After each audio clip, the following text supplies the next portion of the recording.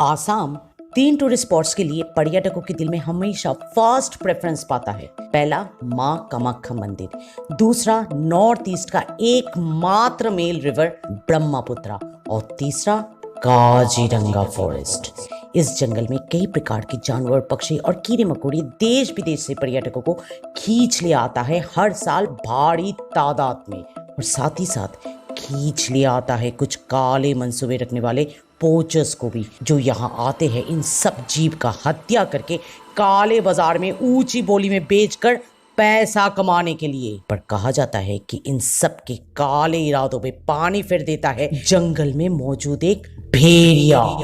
आमतौर पर ये भेड़िया आज तक किसी भी पर्यटक को नहीं दिखा, पर जब भी कोई हंटर अपना गन तानता है किसी बेजुबान जानवर पर, तब ये भेड़िया पता नहीं कहां से अचानक प्रकट होता है और उस हंटर को मार गिराकर फिर से जंगल में गायब हो जाता है। नमस्कार दर्शकों, थ्रिलर ट्यूब में आपका स्वागत है। अभी जो कहानी हमने आपको सुनाई, ये वही कहानी है जो आसाम के जंगल के करीब रहने वाला हमारी काल्पनिक पात्र जॉय और जमुना बचपन से सुनकर बड़ा हुआ है। पर जंगल के कई और पुराने किस्सों की तरह ये भी एक कहानी सोचकर दोनों भाई बहन ज्यादा इस पर गौर नहीं किया। और करता भी तो कैसे, आए दिन नींद से उठकर कभी न कभी किसी जंगल के पक्षी का हत्या का खबर मिलता है, तो कभी किसी राइनो को डांट से बेहोश करके उसका सिंग चुराने की खबर। अगर सचमुच कोई भेड़िया होता तो ये सब थोड़ी ना होता। अरे कम से कम वो एक बार दिख तो जाता जॉय और जमुना को। दोनों तो सारा दिन जंगल में मटर गश्ती करता रहता है। कहा जाए तो जंगल इन दोनों का सेकंड होम है। एक भी पेड़ पौधा, जानवर या पक्षी नहीं है जंगल में जिसे ये दोनों ना जानते हो। जंगल चीफ का संतान होने का ये तो एक नेपो फैसिलिटी है, जहाँ पर बाकी सब बच्चों का कदम रोक दिया जाता है माता पिता से। वहीं से शुरू होता है जॉय जमुना का कदम और शिक्षा। चीफ जॉय जमुना को बचपन से ही जंगल का पूरा ज्ञान प्रैक्टिकल उदाहरण के साथ दिया है। स्पेशली जॉय को, क्योंकि प्रथा के अनुसार चीफ के घर पहला संतान अगला चीफ होता है, और वो दिन दूर नहीं जब जॉय अगला चीफ घोषित होगा, क्योंकि अगले 7 रातों के अंदर वो 18 होने वाला है। सब कोई कबीले में इस त्योहार का बेसब्री से इंतजार कर रहा है। हर किसी का यही कहना है, अब जंगल में फिर से शांति और खुशहाली आएगा, सब कुछ फिर से ठीक हो जाएगा। सिर्फ इंसान ही नहीं, जंगल भी जैसे इस रात का इंतजार कर रहा है। आए दिन सुबह उठते ही कोई ना कोई तोहफा चीफ के घर के बाहर नजर आने लगा, जैसे कि रुई का टुकड़ा, चंदन काठ का टुकड़ा, स्नेक स्किन, जड़ी बूटी, गेंदे का फूल और चील के नाखून। चीफ का पत्नी इन सब को संभाल के एक लाल टोकरी में हर बार रख दिया करती है, क्योंकि ये सब हवन के दौरान इस्तेमाल होने वाला है। पर जमुना ये सब देखकर धीरे धीरे मायूस होने लगी। सब कुछ जॉय के लिए क्यों? चुस्ती और फुर्ती में तो मैं ज्यादा काबिल हूँ जॉय से, और ऊपर से जड़ी बूटी का ज्ञान, जंगल का ज्ञान, जानवर पक्षी और कीड़े मकोड़ों का ज्ञान भी मेरा ही ज्यादा है। तो फिर जॉय क्यों चीफ बनेगा, मैं क्यों नहीं? सिर्फ इसलिए क्योंकि वो लड़का है? ये तो सरासर नाइंसाफी हुआ ना। मैं भी तो 1.5 साल बाद 18 की हो जाऊंगी, तो मैं क्यों नहीं?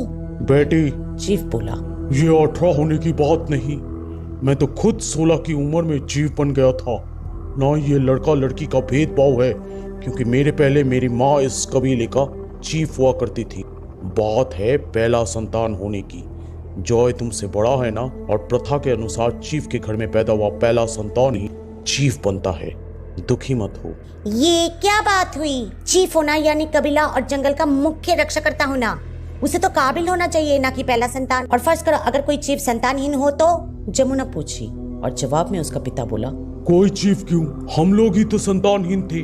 शादी के 18 साल बाद भी, फिर एक तांत्रिक के अखंड पूजा के बाद जॉय पैदा हुआ। और बिना कोई पूजा के जमुना 1.5 साल बाद पीछे से जॉय बोल उठा, मेरा बस चलता तो मैं तुम्हें ही चीफ बनाता जमुना, क्योंकि तुम हर तरह से काबिल हो, और ये बात जॉय को भी मालूम है, जो मेरे पीछे बैठकर अभी शायद मुस्कुरा रहा होगा, तुम्हारी गुस्से का लुत्फ उठा रहा होगा।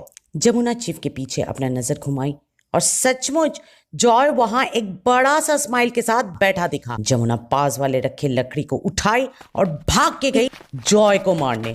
जॉय भी भाग के जंगल में चला गया। भाई बहन का प्यार इसी तरह बरकरार रहे, चीफ बोला और रात की तैयारी में जुट गया। रात के 2 बजे जब सारी दुनिया चैन की नींद में डूब गया, आसाम की एक रिमोट जंगल एरिया में शुरू हुआ अगली चीफ घोषित होने का जश्न।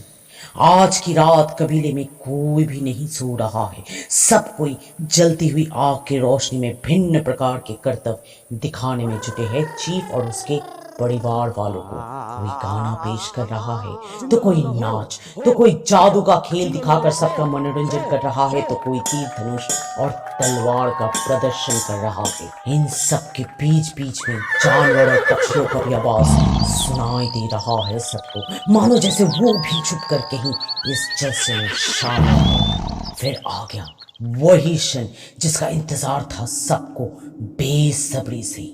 चांद अपना पूरा रोशनी फैलाया कबीला का ऊपर। चीफ खड़ा हो गया और सब कोई चुप हो गया। पूरा शांत सा वातावरण फैल गया जंगल में। इतना सन्नाटा जंगल में पिछले 40 सालों में कभी भी किसी ने भी महसूस नहीं किया। सिर्फ चीफ की पैरों की आवाज ही सुनाई दे रहा है, जो अपनी चेयर से उठकर कबीले के बीचों बीच जो आग जल रही है वहां तक चल के गया, अपने बेटे को गोद में उठा के। फिर आग के सामने उसको गोद से नीचे उतार के बोलने लगा, बेटा, आज मैं तुम्हें ठीक उसी तरह गोद में उठाकर इस पावन आग के सामने ले आया, जिस तरह मेरी माँ ने मुझे उठाकर ले आई थी, ठीक आज से 40 साल पहले। अब तुम सोच रहे होंगे कि मैं 56 साल की उम्र में भी ऐसा कैसे किया। तो मैं बता दूं कि ये कबीला जो हमारे पुरखों ने बनाया था सैकड़ों साल पहले जंगल का रक्षा करने के लिए, हमेशा अपने चीफ के पहले संतान के खून में वो ताकत दे देती है जो एक आम इंसान में नहीं होता है। आज चंद्रमा की पूर्ण रोशनी में मैं जैसे इस लाल टोकरी में मौजूद सामान को इस पवित्र अग्नि में डालूंगा, तो तुम में एक दर्द के साथ बदलाव भी गौर करोगी।